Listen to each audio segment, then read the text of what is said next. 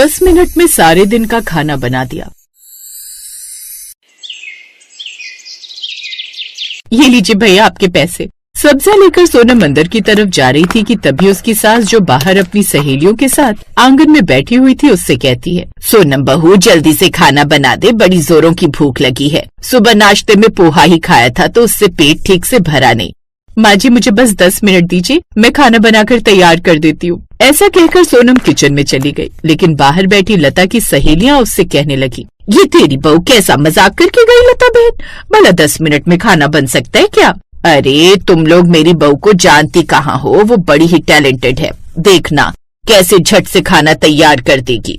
लगता है बहू के साथ साथ लता भी फेंकने में माहिर हो गई है।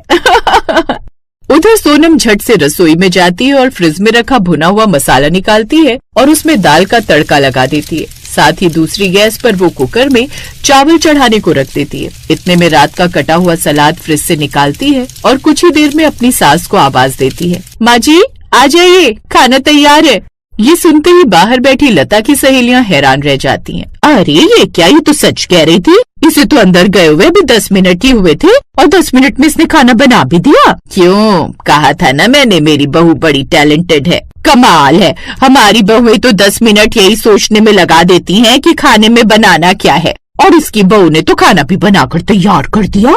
ये सुनकर अब लता हंसते हुए अंदर चली जाती है और अब सब मिलकर खाना खाते हैं। लेकिन ऐसा ही अब हर रोज होता। ये देख पड़ोस ने कानाफूसी करने लगी। अरे मुझे तो लगता है लता की बहू है ना, जरूर कौनो जादू वादू जानती है, तुम्हें तो झट से खाना बनकर तैयार हो जाता है। सही कह रही हो ना हो, जरूर कोई न कोई तांत्रिक विद्या जानती है शायद, जो झट से जादू करती है और खाना पककर तैयार हो जाता है।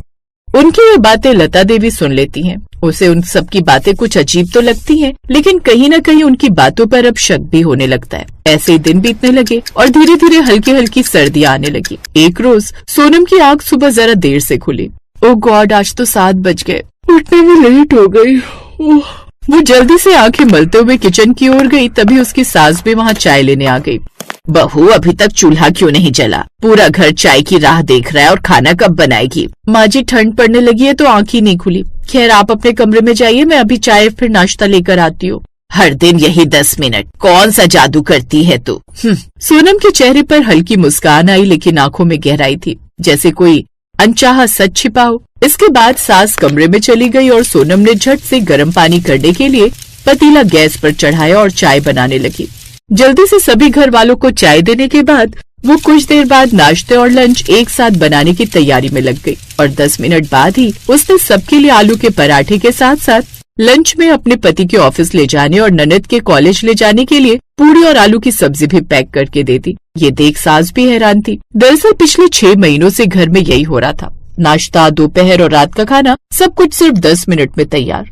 सोनम सच बताओ, ये कैसे हो जाता है? तुम इतनी जल्दी जल्दी ये सब कैसे कर लेती हो? रजत, आपको आम से मतलब होना चाहिए, गुठलियों में क्या रखा है? आपको अब चीजें समय से मिल जाती है ना। अच्छा चलिए, अब आपको ऑफिस के लिए लेट हो रहा होगा ना, आपने कल कहा था जल्दी जाना है, जरूरी मीटिंग है। ओह हाँ, मैं तो भूल ही गया था। टीना चलो मैं तुम्हें कॉलेज ड्रॉप कर देता हूँ। सोनम उस वक्त जैसे तैसे बात टाल देती है, लेकिन लता देवी मन ही मन सोचती है, जरूर कोई ना कोई रहस्य तो है जो ये बहू हमसे छुपा रही है। अब लता देवी न तो सोनम से ठीक से बात करती और उससे दूर भी रहती। ऐसे ही शाम के वक्त सोनम किचन में गई। उसने फ्रिज में रखा हुआ मसाला निकाला जो उसने सुबह ही भून कर रखा था। साथ ही फ्रिज से कटी हुई सब्जी निकाली और 10 मिनट में खाना रेडी हो गया। कमाल है, बहू तो 7 बजे अपनी सहेली के साथ शॉपिंग करके घर लौटी है और रसोई में घुसते ही 10 मिनट में इसका खाना भी बन गया। भला ये चमत्कार कैसे हो गया? वो इसी कश्मकश में थी। शाम को उसने अपनी बेटी से इस बारे में बात की।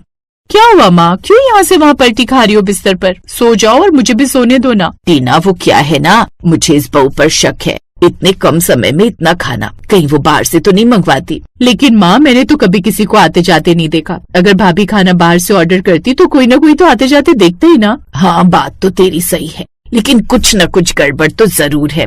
कोई गड़बड़ नहीं है माँ, तुम न बेकार कहीं वहम मन में पाले रखती हो। अरे हो सकता है रोज रोज खाना बनाकर भाभी की भी आदत बन गई हो, उनका हाथ जल्दी जल्दी चलता हो। अब सबका अपना अपना टैलेंट होता है। अच्छा माँ, मुझे तो बहुत तेज नींद आ रही है, सुबह कॉलेज भी जाना है, अब आप भी सो जाइए। लेकिन लता देवी को भला नींद कहाँ आने वाली थी, वो तो बस यहाँ से वहाँ घूमे जा रही थी। तभी घड़ी में रात के 12 बजे लता देवी ने देखा कि सोनम दबे पांव किचन में जा रही। हे राम, ये 12 बजे बहू किचन में क्यों जा रही है? कहीं 12 बजे के बाद ये किचन में जाकर कोई जादू टोना तो नहीं करती। हे भगवान, आलतू चल आलतू आई भला को टालतू, आलतू चल आलतू आई भला को टालतू। उसने घबराते हुए सोनम का पीछा किया। सोनम ने अलमारी खोली तो अंदर से कपड़े का थैला निकाला।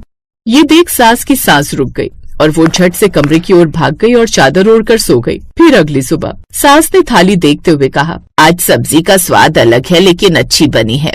2 दिन बाद टीना की छुट्टी थी। उसका मैगी खाने का मन हुआ तो वो झट से उठकर किचन की तरफ गई, जहाँ वो खुद के लिए मैगी बनाने लगी। उसी के पास छोटे छोटे कागज रखे थे। उन पर लिखा था सोमवार दाल सब्जी, मंगलवार खिचड़ी, बुधवार पराठा। ये सब देखकर ननद हैरान रह गई। भाभी, ये क्या है? सोनम ने झट से कागज छीन लिए। ना, नहीं तो कुछ भी नहीं, बस पुराने नोट्स थे।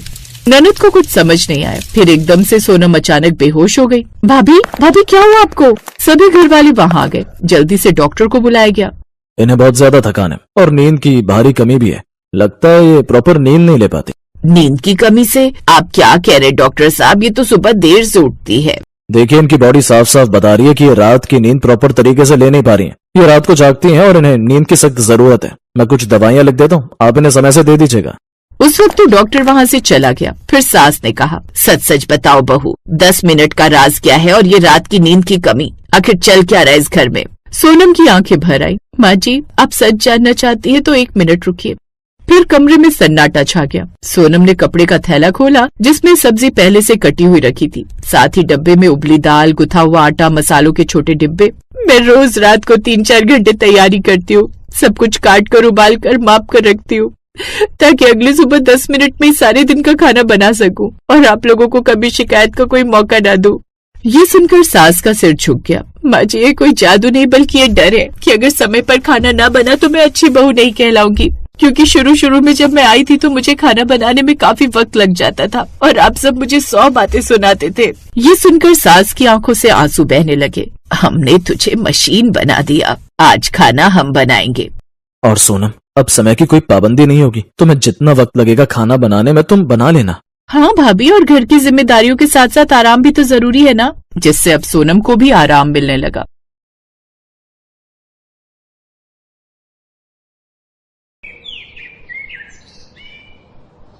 राधिका नई नई ब्याह कर अपने ससुराल रामपुर गांव पहुंची। बहू, जल्दी से अंदर आ जाओ, बाहर बहुत गर्मी है। गृह प्रवेश हो गया। राधिका अपने पति विनोद के साथ घर के अंदर आ गई। अंदर उन्हें थोड़ी राहत मिली। बहू, थोड़ी देर आराम कर लो, शाम को तेरी मुंह दिखाई है और वो सब तेरे हाथ का ही खाना खाएंगी। पहली रसोई की रस्म भी हो जाएगी। शाम को राधिका किचन में जाकर खाना बनाने लगी। इधर उसकी सास और ननद पायल के साथ मोहल्ले की औरतें बैठी थी। पता है, मेरी बहू तो 1 घंटे में 56 भोग बना लेती है। अच्छा, ये तो बड़ी अच्छी बात है। बाहर उसकी सास मेहमानों से घंटों बातें करती रही, पर राधिका अभी तक खाना बनाकर नहीं लाई। यार, यहाँ में टाइम पास करने बुलाए क्या? 3 घंटे से तेरी बहू किचन में कर क्या रही है? अभी तक खाना नहीं बना क्या? लगता है भाभी कुछ गजब का बना रही है, तभी टाइम ज्यादा लग रहा है। खैर, काफी देर इंतजार कराने के बाद राधिका आखिर खाना लेकर आ ही गई। पर खाना देखकर सब हैरान हो गए, क्योंकि खाने में सिर्फ दाल चावल था। अरे बहू, 3 घंटे में तू सिर्फ इतना सा दाल चावल ही बना पाई। इतनी देर से क्या कर रही थी किचन में? सासू माँ, पहले मैंने दाल भिगोने के लिए रख दी। 20 मिनट बाद जब दाल भीग गई तब मुझे याद आया कि तड़का लगाने के लिए प्याज, धनिया और टमाटर काटना तो भूल ही गई। फिर मैंने प्याज, टमाटर और धनिया काटा। उसके बाद मैंने गैस जलाई, कढ़ाई में तेल डाला, पर उसमें प्याज डाल दिया। तभी अचानक याद आया कि अभी तो दाल पकी ही नहीं, फिर तड़का किसका लगाने जा रही हूँ। फिर मैंने दाल पकाई, उसके बाद तड़का मारा। ये सब करने के बाद किचन में सारा सामान बिखरा पड़ा था। बहुत गंदगी थी तो मैंने किचन साफ किया। सब कुछ करने के बाद याद आया कि अभी मैंने चावल तो बनाया ही नहीं। फिर बस करो भाभी, वरना आपके बताने में 3 घंटे और लग जाएंगे। उसके बाद सबने खाना खाया। रात में राधिका और विनोद की सुहाग रात थी। राधिका, सुना है आज तुमने सिर्फ दाल चावल बनाने में 3 घंटे लगा दिए। अगर दाल चावल, सब्जी, पूरी, अचार, गाजर का हलवा ये सब बनाने को बोल दिया जाए तो कितने हफ्तों का टाइम लगेगा? मेरा मजाक मत उड़ाइए, जैसा मुझे आता है वैसे ही तो बनाऊंगी। अगले दिन जब परिवार के लिए खाना बनाना था तब भी ऐसा ही हुआ। सुबह से राधिका ने खाना बनाना शुरू किया तो दोपहर तक बन पाया। बहू, इतनी देर तक किचन में मत रहा करो, गर्मी बहुत है। बहू, खाना जल्दी जल्दी बनाना सीखो, वरना लोग तो भूखे ही बैठे रहेंगे। भूखे तो बैठे ही हैं माँ, बातें बाद में करना, पहले खाना खा लेते हैं। सभी को बहुत भूख लगी थी, इसलिए सब खाना खाने लगे। ऐसे ही वक्त बीत रहा था। राधिका को खाना बनाने में 2-3 घंटे तो लग ही जाते थे। फिर एक रोज उसकी सास की कुछ सहेलियां और उनके पति दावत पर आए। अरे आइए आइए, स्वागत है आपका। आने में कोई तकलीफ तो नहीं हुई? तकलीफ तो अब भाभी देने वाली हैं। तू कुछ ज्यादा ही बोलती है, जा अपनी भाभी को खाना बनाने के लिए बोल। पायल ने राधिका को खाना बनाने के लिए बोल दिया। राधिका किचन में गई तो सबसे पहले आलू छीलने लगी। आलू छीलने के बाद उसने गैस जलाकर उस पर कढ़ाई चढ़ा दी और उसमें तेल डाल दिया। हे भगवान, मैंने प्याज और लहसुन तो काटा ही नहीं।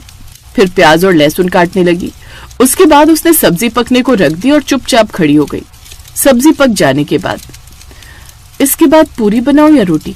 मेहमान आए तो पूरी ही सही रहेगी। ऐसा करते करते 2 घंटे से ज्यादा बीत गए। बाहर उसकी सहेलियां गुस्सा करने लगी। अरे चलो भाग्यवान, इतनी देर में तो हम लोग 4 दावत निपटा देते। सही कह रहे हो, लगता है इन लोगों ने सिर्फ टाइम पास करने के लिए बुलाया था। अरे बैठिए, बस खाना तैयार ही हो गया है। हमें बहुत लेट हो गया, दूसरी जगह भी जाना है। दोबारा दावत पर बुलाना तो किसी रेस्टोरेंट में बुलाना, घर पर नहीं। इतना बोलकर सारे मेहमान चले गए। तुम जाकर बहू को देखो। हाँ माँ, तब तक मैं जरा अपने दोस्त से मिलकर आता हूँ नुक्कड़ पे। उसकी सास किचन में गई तो देखा सारा सामान इधर उधर बिखरा पड़ा था। बहू, तेरी वजह से आज हमारे मेहमान नाराज होकर लौट गए। तू आज दोबारा मेरे सामने खाना बना। देखती हूँ तू आखिर खाना बनाती कैसे है कि 3-4 घंटे लग जाते हैं। ठीक है सासू माँ। राधिका ने अपनी सास के सामने खाना बनाना शुरू किया। थोड़ी देर में वो सब समझ गई। बस कर बहू, मैं सब समझ गई। तू कोई भी काम ठीक ढंग से अनुशासन के साथ नहीं करती, इसीलिए तुझे इतना वक्त लग जाता है। मैं कुछ समझी नहीं सासू माँ, आप बताइए ना, मैं ऐसा क्या करूँ कि ढेर सारा खाना कुछ ही समय में बन जाए? देख, सबसे पहले तो तुझे जो भी बनाना हो वो एक कागज पर लिख ले, जैसे सब्जी, पूरी, हलवा या जो भी बनाना है। उसके बाद उसमें इस्तेमाल होने वाले सभी मसाले और बाकी सामान की भी लिस्ट बना ले, जैसे प्याज, टमाटर, शिमला मिर्च, नमक, ये सब। और लास्ट में ये जरूर लिखना कि किस काम के बाद कौन सा काम करना है। फिर पढ़ पढ़ के एक एक लाइन से सारे काम करती जा। कुछ दिनों बाद जब ये सब आदत में आ जाएगा तो लिखने की जरूरत नहीं पड़ेगी। वाह सासू माँ, इससे काम तो बहुत आसान हो जाएगा। अगले दिन से ही उसने ऐसा करना शुरू कर दिया। अब वो 4 घंटे का काम 2 घंटे में करने लगी। करीब 1 हफ्ते तक ऐसा करने के बाद, बहू आज तू बनाएगी शाही पनीर, पुलाव और पूरी। ठीक है सासू माँ। राधिका ने जल्दी जल्दी सारी सामग्री बनाने का सारा तरीका लिखा। फिर उसने सारे मसाले, प्याज, लहसुन ये सब काट कर अपने सामने रख लिया। चावल भी धो लिए। अब एक चूल्हे पर उसने शाही पनीर पकने को रख दिया, दूसरे पर पुलाव। बाकी समय में आटा गूंथने लगी। पुलाव जल्दी पक गया, इसलिए उसके बाद उसने पूरियां बनानी शुरू कर दी। इस तरह आधे घंटे के अंदर सारा खाना बनकर तैयार हो गया। पूरा परिवार हैरान भी हुआ और खुश भी। माँ, आपने तो कमाल करवा दी अपनी बहू से। मैंने तो सिर्फ तरीका बताया, मेहनत तो इसने खुद की है। शाबाश बहू। थैंक यू सासू माँ। सबने एक साथ खाना खाया। अब वो सिर्फ 20-25 मिनट में खाना बना लेती थी।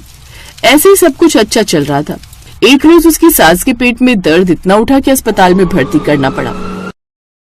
इनके पेट में पथरी है, अभी तो दर्द की दवा दे दी है, जल्दी इनका ऑपरेशन करवा लो वरना कुछ भी हो सकता है। 5 लाख का खर्चा आएगा। खैर, विनोद अपनी माँ को घर तो ले आया, पर माँ के ऑपरेशन को लेकर परेशान था। आप परेशान मत हो, कहीं न कहीं से पैसों का इंतजाम हो जाएगा। अगले दिन मोहल्ले में भीड़ लग गई। राधिका, विनोद और पायल भी वहाँ पहुँच गए। खन्ना रेस्टोरेंट की तरफ से 2 दिन बाद इस मोहल्ले में किचन कंपटीशन होने वाला है। जो महिला 5 मिनट में खाना बना लेगी उसे 10 लाख का इनाम मिलेगा और खन्ना साहब के रेस्टोरेंट में काम करने का भी मौका मिलेगा। अगर उन्हें काम पसंद आया तो जिसे भाग लेना है अपने अपने नाम लिखवा दो। राधिका ने भी नाम लिखवा दिया। रात को, बहू 5 मिनट में मैगी के अलावा क्या बन सकता है? सासू माँ, आपका ही तरीका यूज करके मैं 5 मिनट में कमाल कर दूंगी। अगर मैं जीत गई तो आपका ऑपरेशन हो जाएगा। ये मैं आपके लिए कर रही हूँ। कंपटीशन के कुछ देर पहले राधिका ने सारे मसाले, 8 अलग अलग तरह की सब्जियां, चिकन, मटन सब पहले से ही तैयार कर लिया। सब कुछ थोड़ा ही थोड़ा था। कंपटीशन शुरू हुआ। राधिका ने मशीन की रफ्तार से चूल्हों पर सब कुछ पकने के लिए रख दिया। सारे मसाले भी डाल दिए, जिससे 5 मिनट में 10 तरह की सब्जियां बनकर तैयार हो गईं, जिसमें वेज नॉन वेज दोनों था। बाकी औरतों ने मैगी बनाई थी। तो दोस्तों, आज की विनर है राधिका जी, जिन्हें मिलता है 10 लाख का नगद इनाम। पहले तो मुझे इनाम की रकम चाहिए। मुझे अपनी सासू माँ का इलाज कराना है। उनकी वजह से ही आज मैं ये कंपटीशन जीत पाई हूँ। राधिका को 10 लाख रुपए मिले, जिससे उसने अपनी सास का ऑपरेशन करवाया। इसके बाद वो खन्ना रेस्टोरेंट में शेफ के रूप में काम करने लगी। एक रोज घर में जो कभी 4-4 घंटे में खाना बनाया करती थी, वो आज इतनी बड़ी शेफ बन गई। वक्त कब कहाँ ले जाए कुछ कहा नहीं जा सकता। सही कहा पिताजी। इन सब का क्रेडिट सासू माँ को जाता है। उस दिन के बाद सब एक साथ खुशी खुशी रहने लगे।